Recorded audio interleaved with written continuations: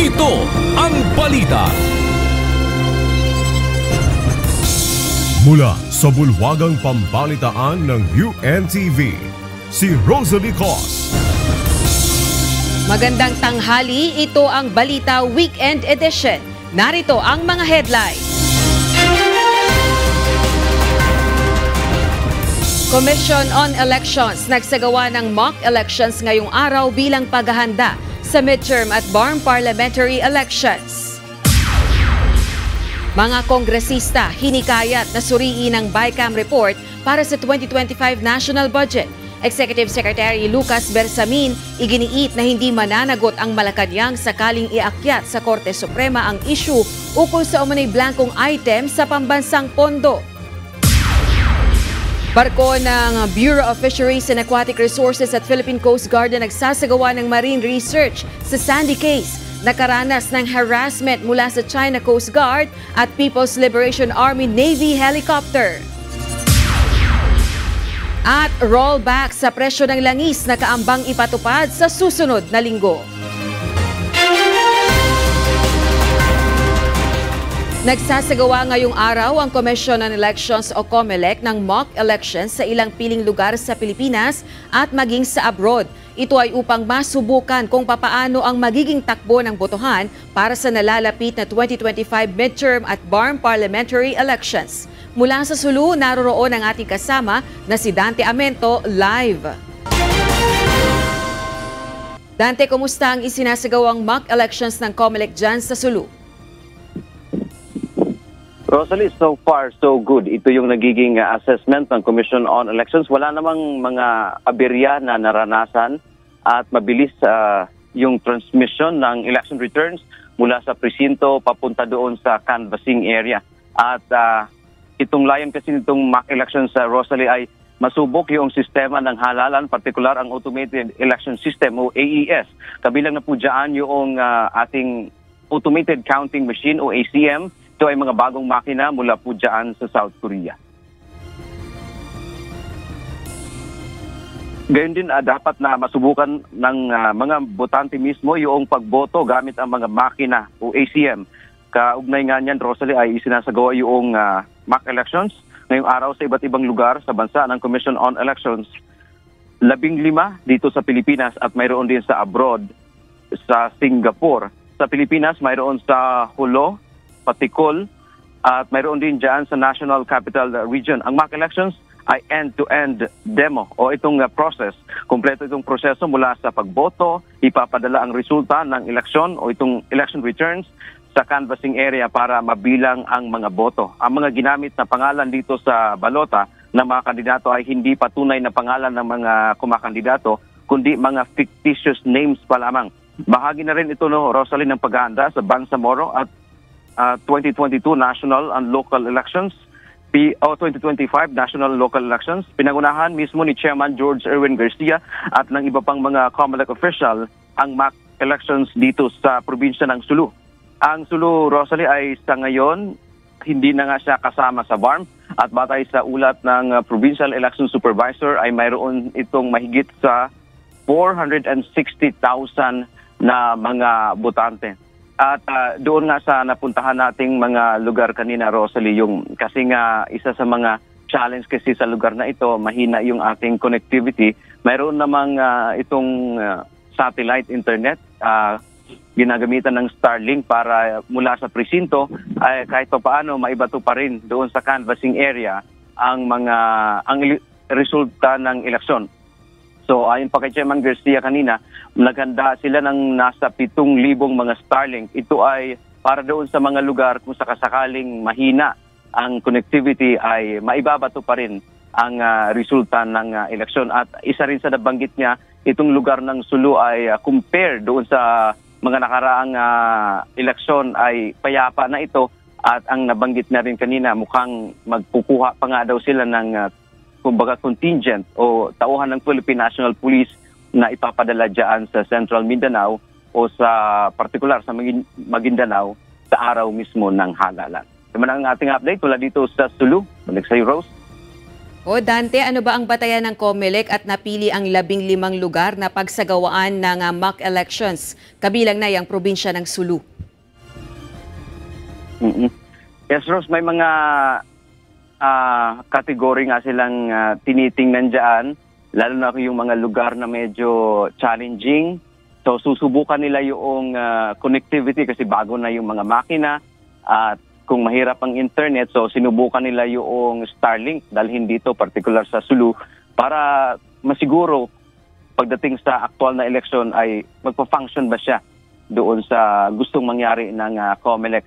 At isa pa nga din kanina noon, mabanggit na lang din natin, isa sa nakitang ng COMELEC doon sa election, may mga doon pagboto ng ating mga kababayan dahil pawis, mainit yung presinto, may pagkakataon na basa yung balota, so hindi siya kaagad na tinatanggap ng makina. So isa daw yan, Rosalino, sa i-recommend ng COMELEC after nitong mock elections kasi magkakaroon sila ng evaluation. Ano ba yung mga kailangang pang-improve doon sa kanilang sistema? Ano pa yung mga kulang na kailangan lang gawin? So isa daw yun. Titingnan nila kung saan ba ang problema, doon ba sa papel mismo na madaling mabasa o doon ba sa ink ng ballpen na ginamit sa pagboto ng ating mga kababayan. Rosalie. O Dante, kung nagkaroon ka ng pagkakataon na makapanayam yung mga kababayan natin na lumahok dyan sa mock elections, ano naman ang masasabi nila hinggil sa voting system? Yes, Rosalie. Natutuwa sila. May mga first-timer tayo nakausap kanina. Ano sila batay sa doon sa mga una na yung mga talagang madalas nang bumoboto pagka-eleksyon as compared doon sa ginagamit ng mga makina yung vote counting machine kasi noong mga nakaraang eleksyon, itong BCM ng Smartmatic. Ngayon ay sa South Korean company na ACM, Automated Counting Machine. Di hamak na mabilis daw talaga itong makina na ito. 2 to 3 seconds ay naipasok na yung balota doon sa machine. At ang isa pa sa na-appreciate nila, Rosalie, may feature kasi itong makina na ito. Pagka halimbawa, naipasok mo na yung balota, halimbawa parang sa isip mo, tama kaya yung aking naiboto, ay pwede mo ulit makikita doon sa screen. Malaki kasi ang screen ito, nasa 14 to 16 inches. Makita mo ulit doon yung mga kandidato na ibinoto mo. So iyan yung mga feature na nakita nilang kagandahan ngayon itong bagong makina ngayon na ginagamit. Doon naman sa mga bagong bumoto, excited sila dahil first time silang bumoto at una din nilang gagamitin itong makina na ito dahil nga bago ito dito sa atin sa Pilipinas. Rosalie. O Dante, last question na lang. Isang araw lang bang magsasagawa ng mock elections ang COMELEC at dyan lang yan sa 15 lugar na napili sa bansa at abroad? Yes, ang pagkakaalam natin, isang araw lang ang mock elections doon sa 15 mga lugar dito sa Pilipinas at sa abroad. Pagkatapos naman kasi niyan, Rosalie, ay magtutuloy-tuloy na yung tinatawag nilang mga road show kung saan magkakaroon din ng ganito na boboto din ang ating mga kababayan at mayroon pa nga yung tinatawag nilang final testing and sealing a week before noong election kung saan boboto yung ating mga kababayan sa presinto mismo kung saan sila boboto. At ang gamit nila dito ay hindi na mga fictitious names na mga kandidato doon sa balota, kundi yung kanilang iboboto ay talagang totoong mga kandidato na sa darating na 2025 midterm at Bangsamoro parliamentary elections. Rosalie. Alright, maraming salamat Dante Amento, nag-ulat ng live mula sa probinsya ng Sulu.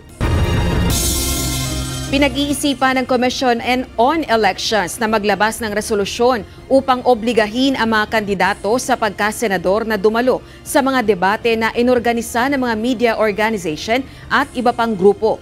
Ayon kay COMELEC Chairperson George Garcia, layunin nilang tiyakin ang patas na oportunidad sa lahat ng kandidato anuman ang partido. Maaring maglagay ng parusa para sa mga hindi susunod sa mga patakaran. Hinimok din niya ang mga media organization na siguruhing makikilahok ang mga kandidato sa mga debate para sa halalan 2025.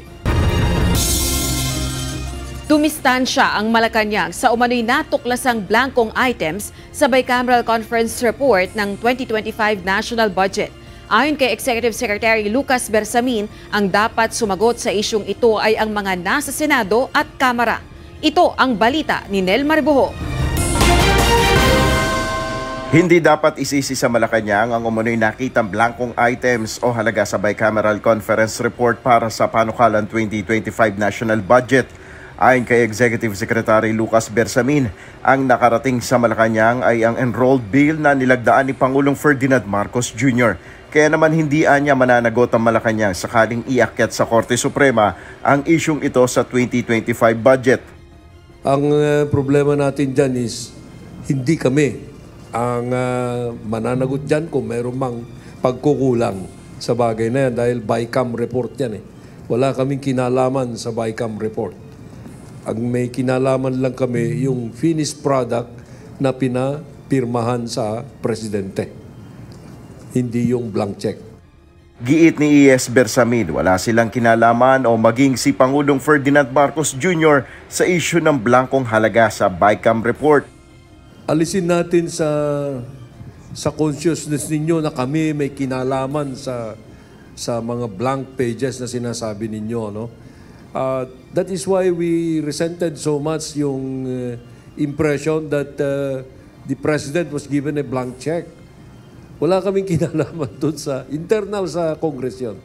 Ayon kay Budget Secretary Amena Pangandaman, ang makakasagot lamang sa isyong ito ay ang mga miyembro ng BICAM. Yung sinasabi po nila na blanco, sila din lang din po ang makakapagpuno nung blanco. Naniniwala rin si E.S. Bersamin na dati na ring nagsilbi bilang Chief Justice ng Supreme Court na hindi pipigilan ng SC ang implementasyon ng 2025 GAA. Alam mo, the Supreme Court will never stop the budget from being implemented. Alright? I cannot understand if the Supreme Court will have that tendency to put a stop to it, even if any of those challengers will ask for a TRO. Because the government must function, must be run. Ilang individual ang nagpaplano na iakyat sa Korte Suprema ang issue sa umunoy blankong item sa BICAM Committee Report sa 2025 budget. Nel Maribuho, UNTV News and Rescue. Diyos ang aming sandigan, serbisyo publiko ang aming pinahalagahan.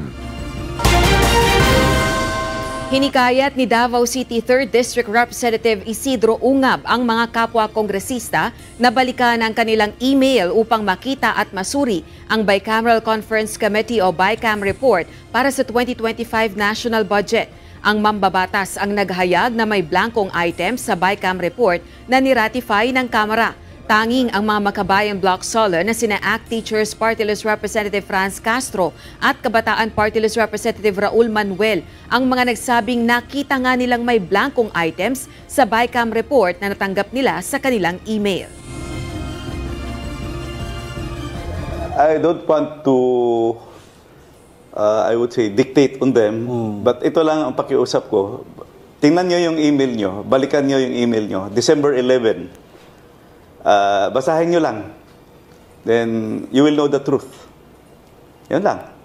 Balikan mo yung email mo, December 11, then you will know the truth. Who is telling the truth. May blanco talaga, makita nyo. Dismayado na ang endorsers at complainants sa 3 impeachment complaints na inihain sa Kamara laban kay Vice President Sara Duterte. 2 linggo na lang kasi ang nalalabi at magbe-break na uli ang sesyon, subalit hindi pa rin naaaksyonan ang mga reklamong ibig magpatalsik sa pwesto sa Vice-Presidente dahil sa umano'y questionableng paggastos nito ng confidential funds. Ito ang balita. 1 linggo matapos sabihing hinihintay niya ang ika-4 na impeachment complaint laban kay Vice President Sara Duterte kaugnay ng paggastos ng confidential funds nito. Walang tugon si House Secretary General Reginald Velasco sa araw-araw na pagtatanong ng media kaugnay ng kahihinatnan ng mga nakabinbing reklamo sa kanyang tanggapan. Sa huling panayam sa House official noong January 14, ang 4th impeachment complaint umano ang hinihintay niya upang maaksyonan na ang mga naunang inihaing reklamo. Pero dismayado na ang ilang endorsers at complainants sa kawalang aksyon ng Office of the Secretary General. 2 linggo na lang kasi ang nalalabi at muling magkakaroon ng break sa sesyon ang Kamara. Si Kabataan Party List Representative Raul Manuel, isa sa mga endorser ng ikalawang impeachment complaint, naniniwalang malaki ang epekto ng pahayag ni Pangulong Bongbong Marcos Jr. kaugnay ng issue. Matatanda ang ipinahayag ni PBBM na pag-aaksaya lamang umano ng oras ang pagsasampa ng impeachment complaint laban kay VP Duterte. Ito ay actually disservice sa naunang 3 impeachment complaints. Tingin natin naging crucial factor talaga dito ang remarks ng nakaupong Pangulo. Knowing na yung mga remarks niya ay nakaka-impluwensya dun sa mga colleagues natin sa loob ng Kamara. Ang abogado naman ng complainant sa ikatlong reklamo, dismayado sa kawalang aksyon ng Kongreso. We are frustrated because Congress should have acted immediately on this impeachment complaint. Magsasagawa na ng mga pagkilos ang mga endorser at complainant upang kalampagin ang Kamara sa nakabinbing impeachment complaints. Isasagawa ng iba't ibang grupo ang isang rally sa January 31. Samantala, iginiit naman ng Malacanang na hindi hinaharang ni Pangulong Marcos Jr. ang pag-usad ng impeachment complaints laban kay VP Duterte. Ayon kay Executive Secretary Lucas Bersamin, nirerespeto ng palasyo ang Kamara. All we were saying, the President was saying to the lower house is, this is my position. But he's not blocking. He's not blocking. He cannot do that. Because it is the discretion of the collective of the lower house. If they decide to initiate, there is no way of preventing that. Dagdag pa ni E.S. Bersamin, ang inihayag na pagtutol ni Pangulong Marcos sa impeachment ay pawang opinyon o posisyon lamang nito.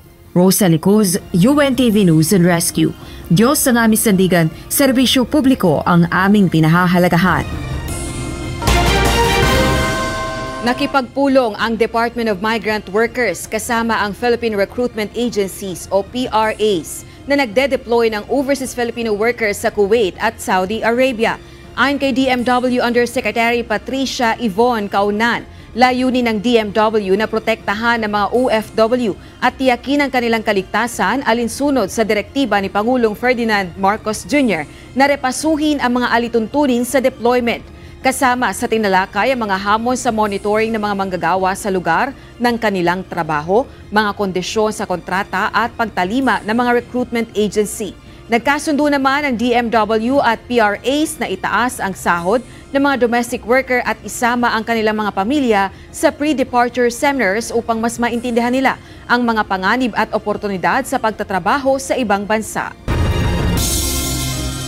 Nagbabala ang US Embassy sa Manila laban sa mga scam na naglalayong makapanloko ng visa applicants gamit ang pekeng email at mensahe. Paalaala ng embahada na sila ay gumagamit lamang ng mga email na nagtatapos at state.gov o Support Philippines at usvisascheduling.com. Nilinaw din nila na hindi sila nakikipag-ugnayan gamit ang social media, messaging apps o iba pang email address tungkol sa mga visa application.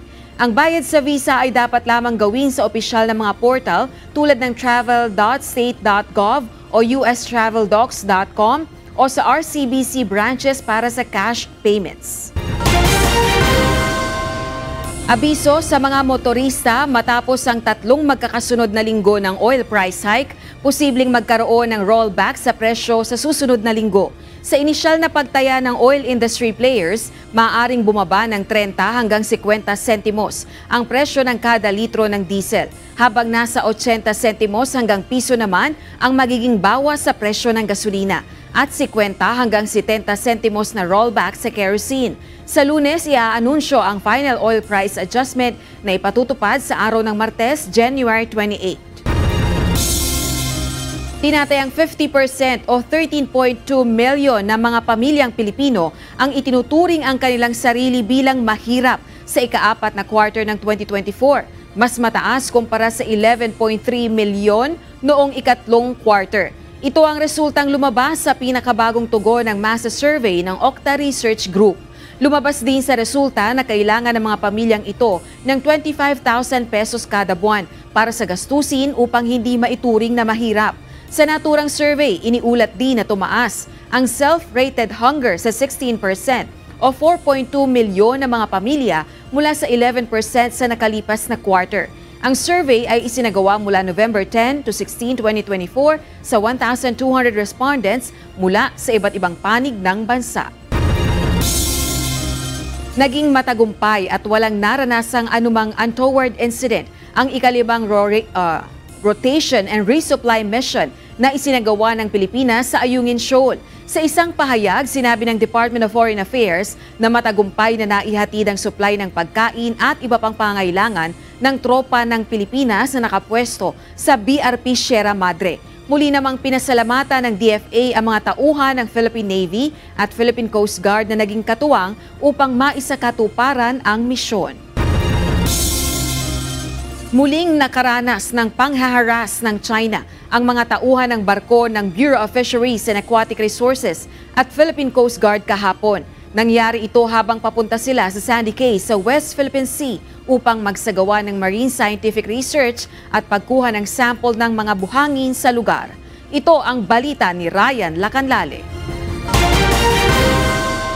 Naalarma ang Bureau of Fisheries and Aquatic Resources o VFAR at Philippine Coast Guard sa panibagong panghaharas ng China sa West Philippine Sea. Kahapon January 24, papunta ng Sandy Cay ang mga barko ng VFAR na BRP Datu Pagbuwaya at BRP Datu Bangkao kasama ang PCG.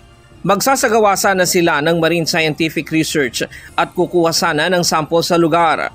Ngunit habang patungo sa lugar, nakaranas sila ng agresibong pagmamaniobra mula sa tatlong barko ng Chinese Coast Guard na may bow number 4206, 5103 at 4202. Sa video, makikitang muntik mabangga ng CCG vessel ang barko ng VFAR. Mabuti at takailag lamang ito kaya hindi inabot at naiwasan ng banggaan. 4 na maliliit na bangka rin ang idineploy ng CCG upang gipitin ang dalawang VFAR rigid-hulled inflatable boats na maghahatid sa mga magsasagawa ng pagsusuri sa lugar. Bukod sa mga barko at maliliit na bangka, isang People's Liberation Army Navy o plan helicopter na na-identify sa pamamagitan ng tail number 24 ang umikot at nag-hover sa isang hindi ligtas na altitude sa itaas ng VFAR rib na lumikha ng mga mapanganib na kondisyon. Dahil dito, napilitan ng VFAR at PCG na ipahinto ang kanilang survey operations at hindi nakakuha ng mga sample ng buhangin sa Sandy Cay. Kinundi na ng PCG ang tahasang paglabag ng China sa Convention on the International Regulations for Preventing Collisions at Sea o 1972 COLREGS na naglagay sa panganib sa buhay ng mga tauhan ng BFAR at PCG na nagsasagawa lamang ng lehitimong marine scientific research sa mga sandbars malapit sa Pag-asa Island na nasa exclusive economic zone ng Pilipinas. Ryan Lacanlale, UNTV News and Rescue. Diyos ang aming sandigan, serbisyo publiko ang aming pinahahalagahan.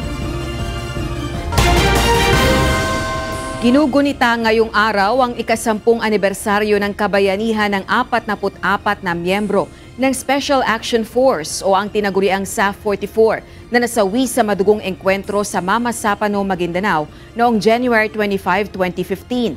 Ngayong araw, isang seremonya ang idinao sa Camp General Mariano N. Castañeda, kalinsabay ng National Day of Remembrance sa SAF-44. Matatandaang isinabak noon sa ikinasang Oplan Exodus ang 44 na magigiting na mga miyembro ng PNP SAF Commandos para hulihin ang teroristang si Zulkifli Binhir alias Marwan sa nasabing lugar. Napatay sa operasyon ang teroristang si Marwan, subalit buhay din ng SAF-44 ang naging kapalit sa madugong engkwentro. Patuloy ang operasyon sa mga pantalan ng Philippine Ports Authority o PPA matapos ang mga lindol na tumama sa iba't ibang rehiyon ngayong linggo. Bagamat isinara ang Liloan Municipal Port sa Southern Leyte dahil sa mga bitak na dulot ng magnitude 5.8 na lindol noong Huwebes, ay walang naiulat na pinsala sa iba pang pantalan sa bansa. Nagsagawa ng inspeksyon ang PPA sa Calatagan, Batangas, Mindoro, Surigao at Osamis Ports upang matiyak ang kaligtasan ng mga pasahero at empleyado ng mga pantalan.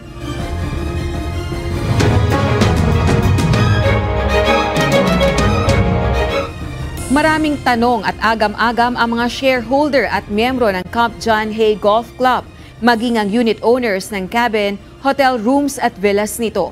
Ito'y matapos pangasiwaan na ng Golf Plus Management Incorporated at DAC World PH sa ilalim ng Basis Conversion and Development Authority ang nasabing golf course. Ito ang balita ni Grace Toctolero.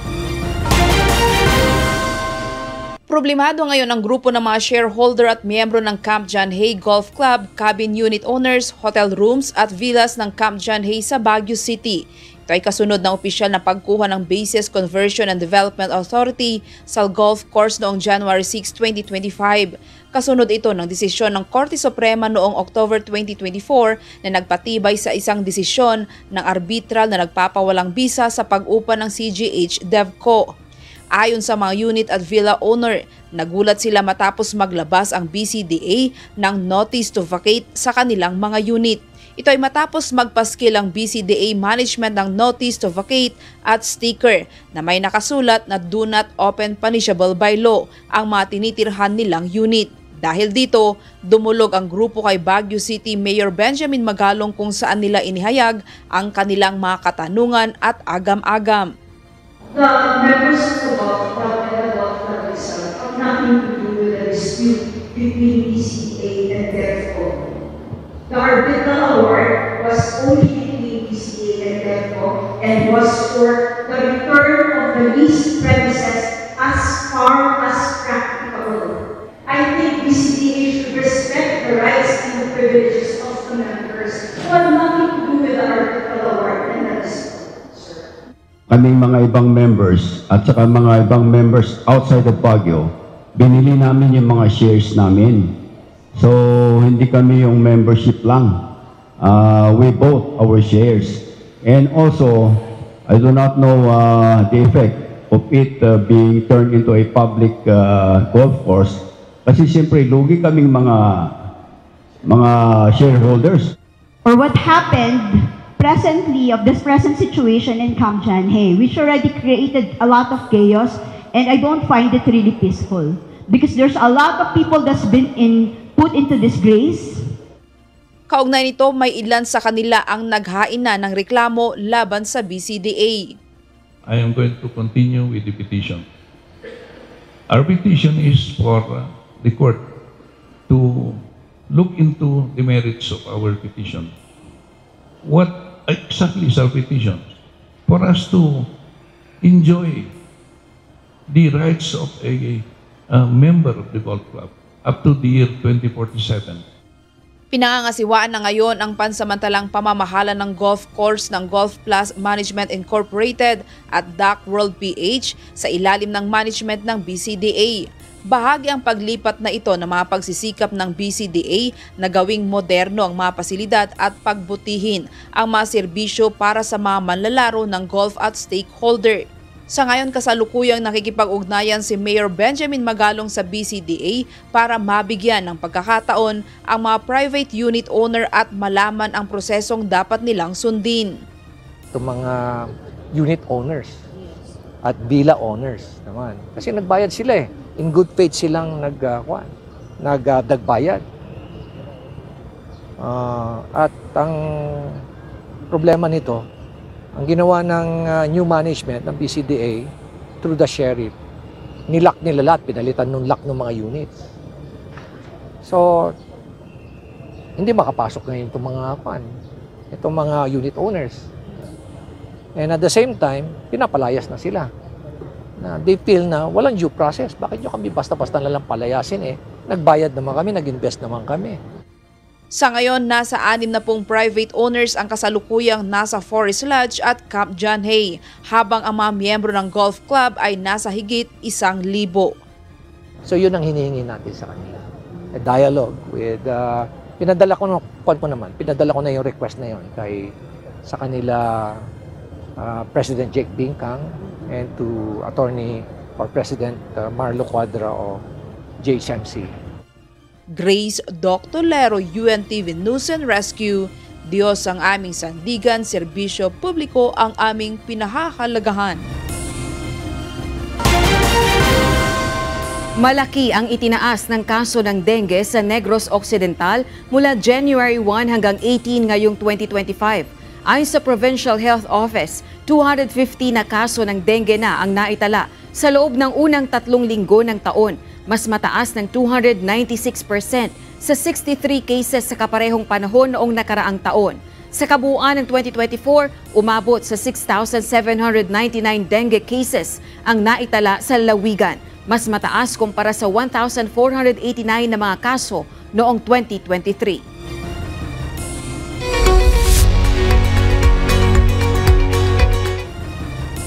Hindi pinagbigyan ng South Korean court kahapon ang kahilingan ng prosecutor's office na i-extend ang detention ni impeached President Yoon Suk-yeol kaugnay sa kontrobersyal na deklarasyon nito ng martial law noong December 3 ng nakaraang taon.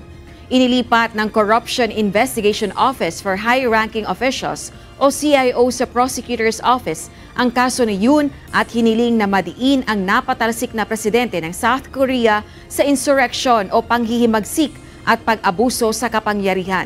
Ayon sa CIO, hanggang sa January 28 na lamang ang detensyon ni Yoon pero inaasahan na hihiling ng extension ang Prosecutor's Office ng dagdag na 10 araw bago formal na hatulan ang presidente.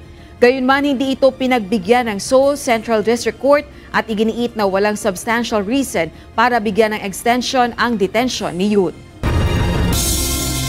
Inihayag kahapon ni Russian President Vladimir Putin na dapat silang makipag-usap o makapag-usap ni US President Donald Trump upang matalakay ang tungkol sa gyera sa Ukraine, gayon din ang presyo ng langis. Gayunman, sinabi ni Putin na wala namang magiging seryosong usapang pangkapayapaan kung hindi pipilitin ng Western nation si Ukrainian President Volodymyr Zelensky na kanselahin ang 2022 decree na nagbabawal dito na makipagnegosasyon sa Russian President. Ayon naman sa Ukraine leader, sinusubukan lamang ni Putin na manipulahin ang mga hakbang na gagawin ng US President para sa usaping pangkapayapaan. Nauna nang nagbanta si US President Trump na magpapataw ng mga bagong sanction at taripa sa Russia kung hindi pa rin ito tatapusin ang gyera sa Ukraine. Nagtungo na sa Los Angeles si US President Donald Trump upang tingnan ang lawak ng pinsala ng mapaminsalang wildfires. Sinalubong siya sa Los Angeles International Airport ni Governor Gavin Newsom. Ayon kay Trump, nagagalak siya sa ginawang pakikipagkita sa kanya ng gobernador upang mapag-usapan ang mga problema at mahanapan ng solusyon. Bilang tugon, nagpasalamat naman si Newsom sa pagpunta ng bagong Pangulo. Malaking bagay anya ito sa kanila at sa mga mamamayan na napinsala ng sunog. Kailangan anya nila ang tulong ng national government para sa mas mabilis na pagbangon ng estado. Balikan naman natin ang malaking balita sa nakalipas na linggo. Ito ang Balita Weekend Refresh.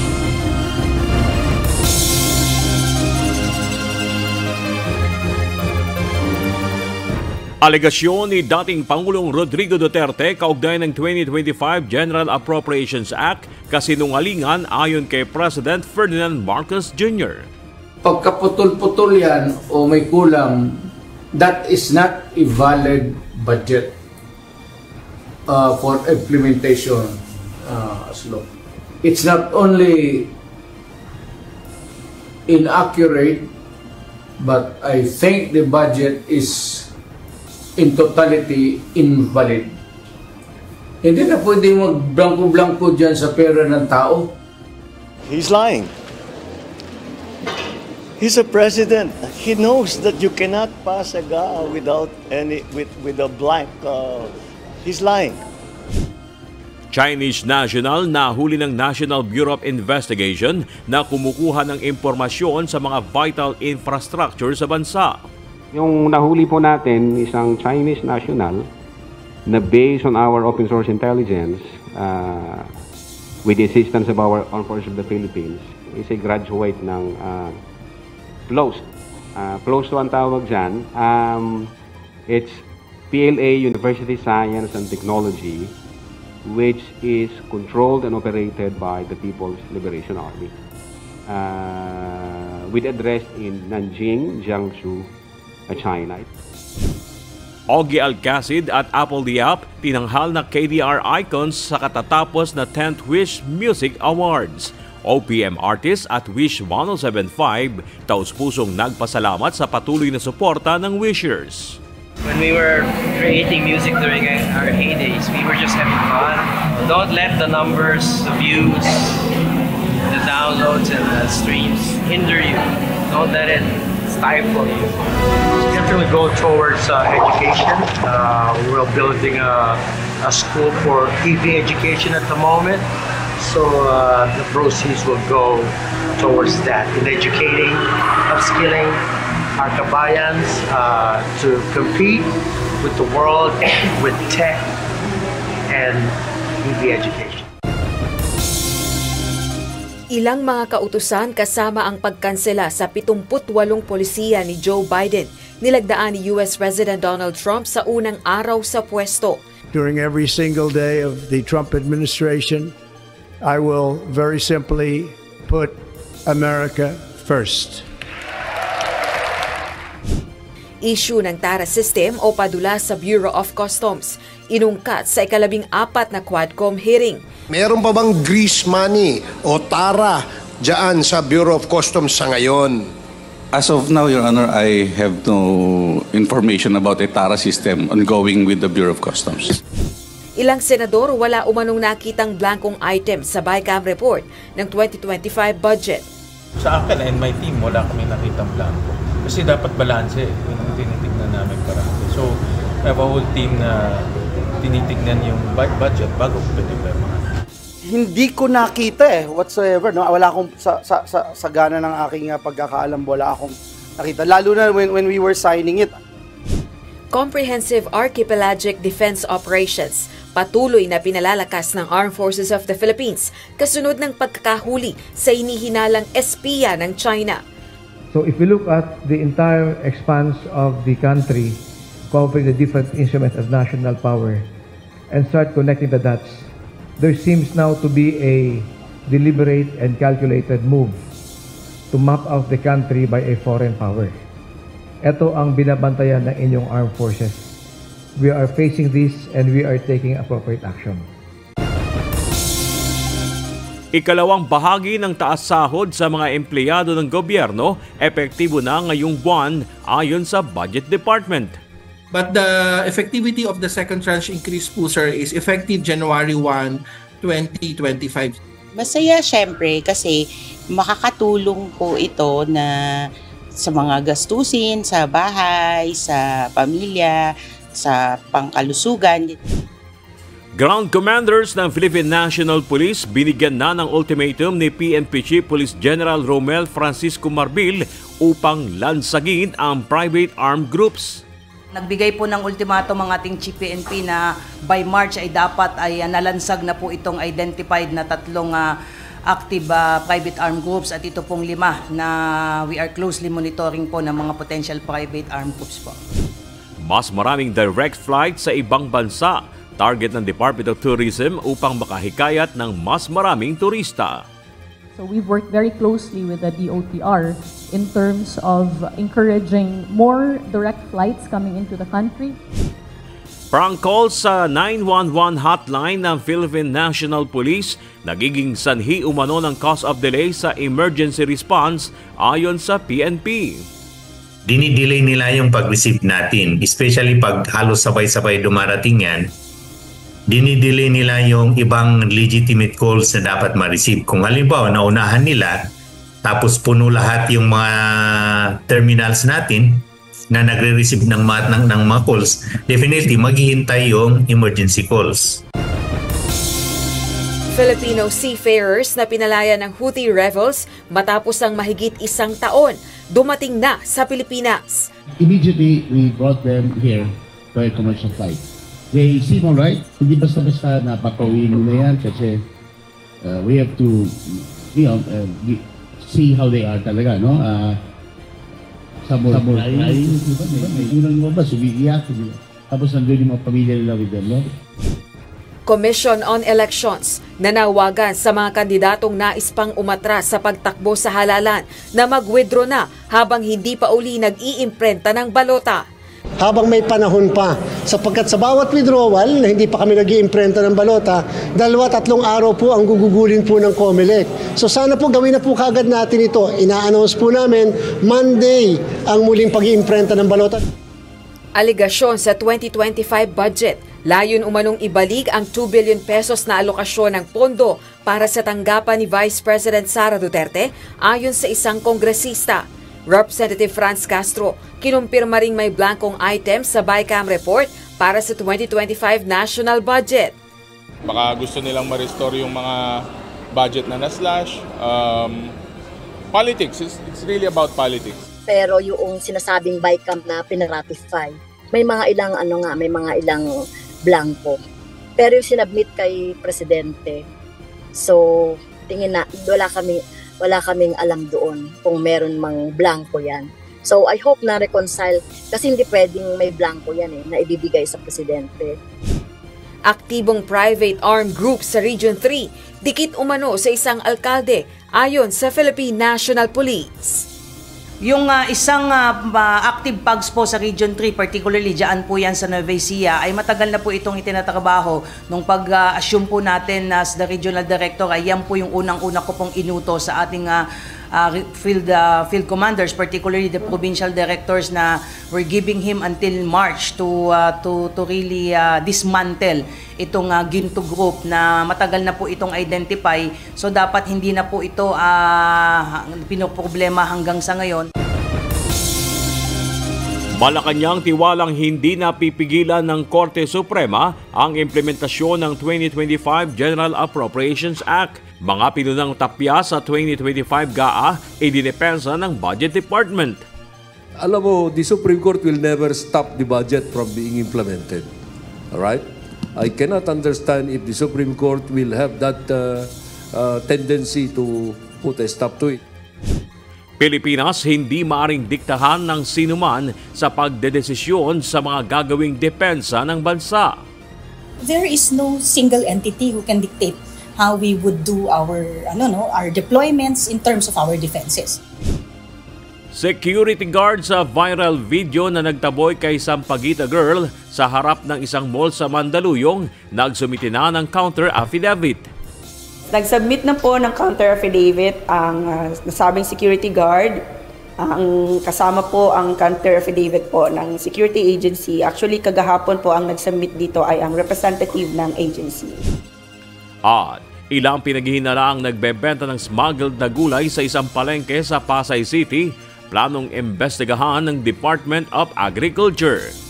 Well, these are definitely smuggled goods. Garlic stick. Wala tayo rito. So, bakit meron ito?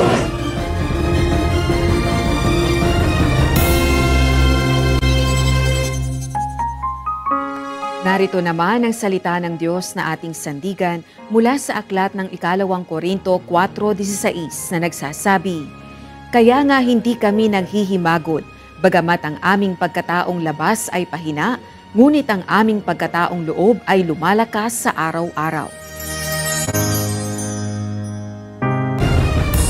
At yan ang naging kabuuan ng ating balitaan ngayong araw ng Sabado. Aming inilahad ng buong katapatan kung paano namin nasaksihan. Sa ngalan ni Kuya Daniel Razon, ako si Rosa Licos. At dito sa UNTV, Diyos ang aming sandigan. Serbisyo publiko ang aming pinahahalagahan. Magandang tanghali.